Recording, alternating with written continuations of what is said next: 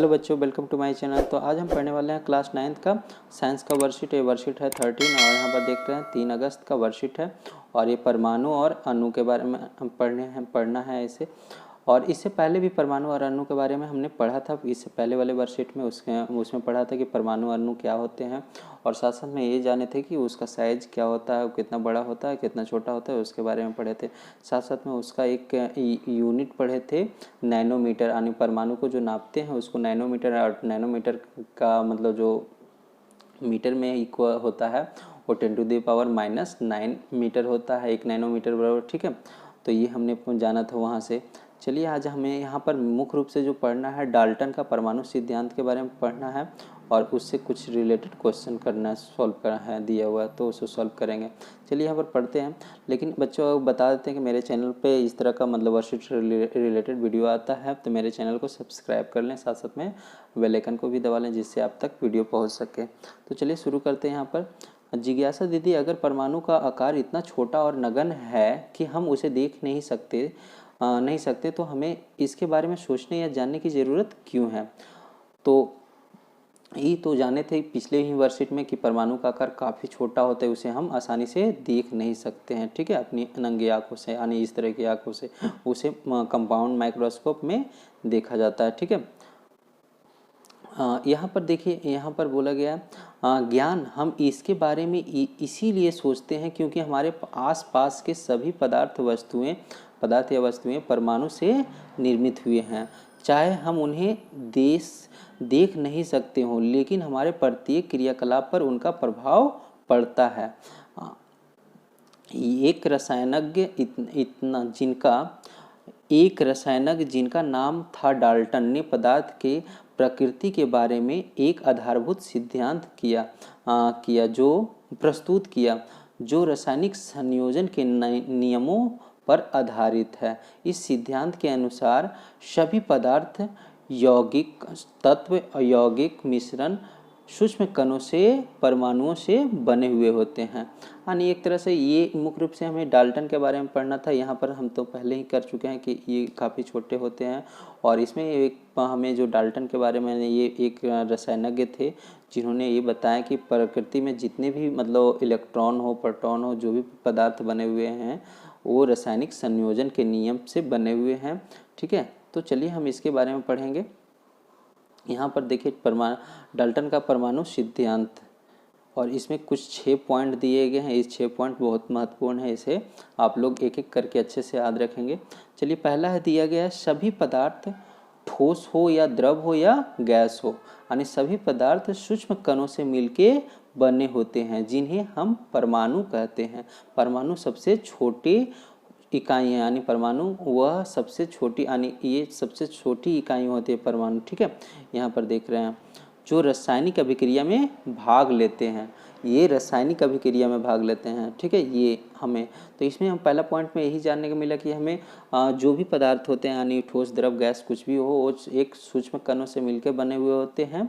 ठीक है, और परमाणु वह सबसे छोटी इकाई होती है परमाणु की। ठीक है, दूसरा में यहाँ पर देखते हैं, अब परमाणु विभाज्य सूक्ष्म कण होते हैं, मतलब परमाणु अविभाज्य सूक्ष्म कण होता है, यानी इसे परमाणु को और छोटा नहीं किया जा सकता, यानी इसको और भी काटा या तोड़ा नहीं जा सकता है, जो किसी रासायनिक अभिक्रिया में न तो सृजित हो सकते, यानी न तो ये बन सकते हैं, और न ही ये उनका विघटन, यानी न तो विनाश हो सकता है। ठीक है, हाँ, तो ये तो पहले भी उसका वर्कशीट में भी पढ़े थे।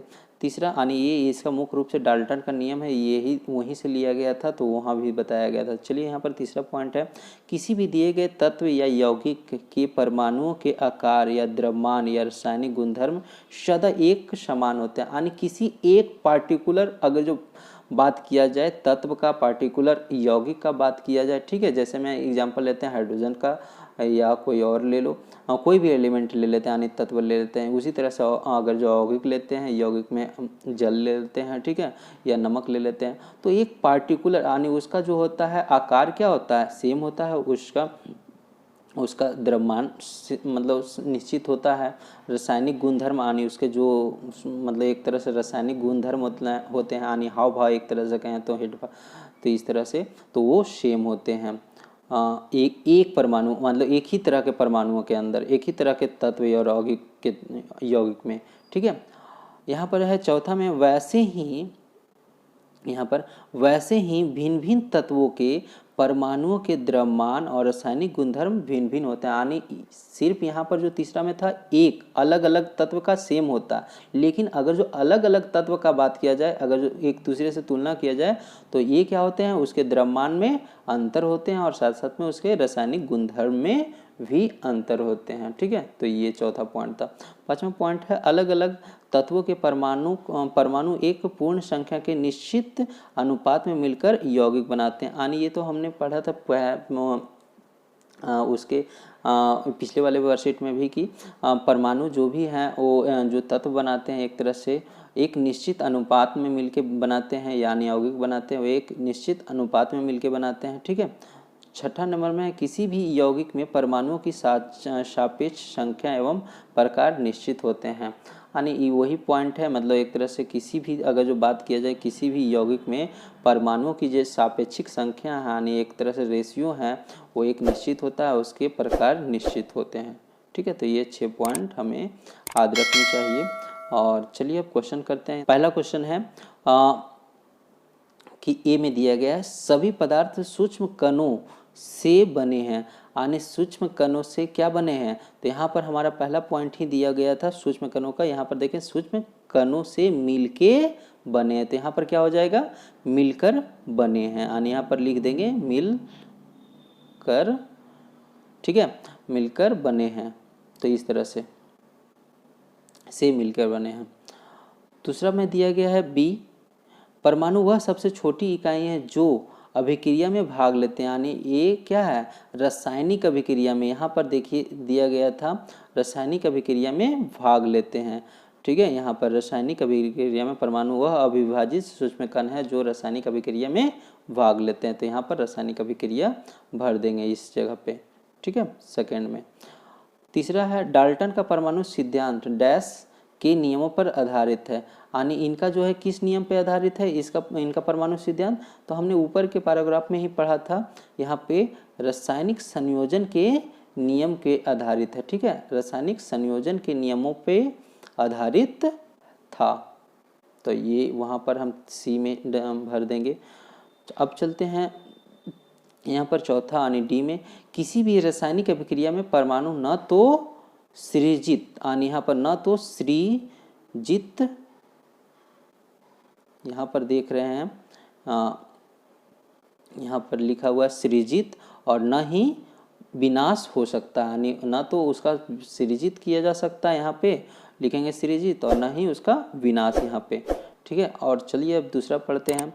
डाल्टन के परमाणु सिद्धांत के किन्हीं 3 मुख्य बिंदुओं के उदाहरण संक्षेप में वर्णित करिए। यानी इसका यहाँ पर जो 6 दिए गए हैं इन्हीं में से आपको क्या करना है कि इन्हीं 3 को उठा के इसके उदाहरण सहित साथ में उदाहरण दे देना है और साथ साथ में यही सारा डिफाइन लिख देना है। यानी इसी में इस तरह का डिफाइन कर देना है, उसके बारे में समझाना भी है, ठीक है। तो जैसे मैं अगर जो पहला पॉइंट का अगर जो लिखते हैं तो आप लिख सकते हैं कि जैसे मैं अगर जो उदाहरण दे सकते हैं इसके बारे में लिखेंगे और उसके बाद हम उदाहरण दे सकते हैं, कोई भी तत्व ले लेंगे या वाटर ले लेंगे और उसमें बता सकते हैं कि ये जो है एक छोटे छोटे कणों से मिलके सूक्ष्म कणों से मिलके बने हुए हैं। इसी तरह से 2 और ले लेंगे और आप सॉल्व कर लेंगे, ठीक है। तो चैनल को सब्सक्राइब कर लें और साथ साथ में बेल आइकन को दबा लें।